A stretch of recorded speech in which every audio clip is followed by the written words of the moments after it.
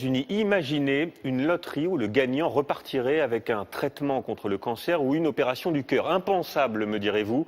Eh bien, c'est pourtant le concours organisé par plusieurs grandes cliniques sur place. Et vous allez le voir, c'est un immense succès. Pourquoi? Eh bien, car tout simplement 40 millions d'Américains n'ont aucune couverture santé. En Virginie, le reportage est signé Jacques Cardos et Régis Massini. F3. Une loterie pour accéder aux soins, un à un. La responsable de la clinique tire au sort les 20 patients que son établissement va choisir aujourd'hui. C'est le cas de cette dame qui a des difficultés pour se déplacer. Son fils qui l'accompagne va enfin pouvoir la faire examiner par un spécialiste. On essaye depuis l'année dernière. Enfin, on a gagné, c'est super. Un tirage au sort en forme de cadeau dans un pays où les soins sont très chers. Car gagner ici ne donne pas seulement accès à une consultation, mais à un suivi médical pendant plusieurs années. Moi, je suis à la retraite, mais ma pension est si petite que la santé, je ne peux plus me l'offrir.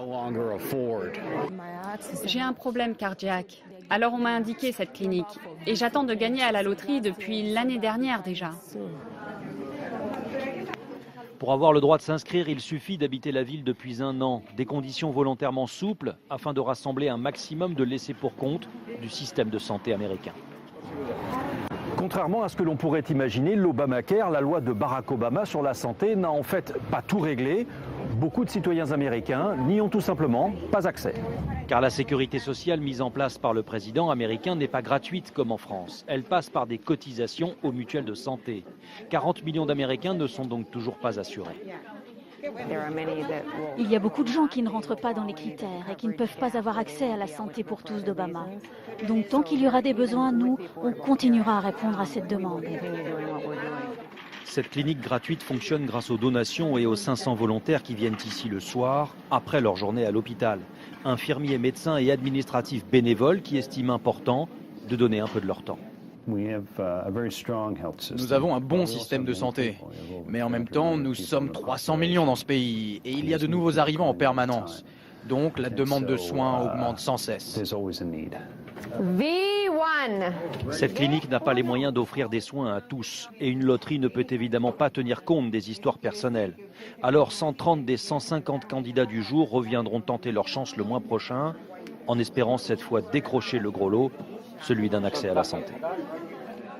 Voilà, et on vous retrouve Jacques Cardos en direct des États-Unis. Bonsoir, vue de France, il faut le dire, cette initiative paraît assez incroyable, assez surréaliste. Est-ce que sur place, cela choque ou fait polémique ? Oui, en fait, pour bien comprendre, Julien, il faut imaginer 3 cas de figure. Le premier concerne ceux qui gagnent moins de 350 € par mois. Ceux-là ont un accès direct à la santé parce qu'ils ont un faible niveau de revenu. Ensuite, il faut passer non pas au deuxième niveau, mais au troisième niveau, des employés, des gens qui gagnent déjà 1000 ou 1500 € par mois. Ceux-là peuvent se permettre d'adhérer au système mis en place par Barack Obama et de cotiser à hauteur de 100, 200 ou 300 €. Mais quid de tous ceux qui sont au milieu, des gens qui cumulent plusieurs jobs ou bien des gens qui changent plusieurs fois d'employeur durant l'année? Pour tout cela, le système mis en place par Barack Obama est beaucoup trop complexe. Du coup, ils préfèrent en passer par la loterie. Merci Jacques pour ces précisions.